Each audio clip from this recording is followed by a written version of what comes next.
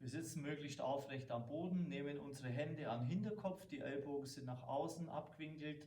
Dann ziehen wir unsere Beine an, gehen mit den Ellbogen zum Knie, zu den Knien, strecken die Beine wieder, die dürfen wir kurz absetzen, gehen dann wieder mit Ellbogen zum Knie und machen hier immer im Wechsel Streckung, Beugung.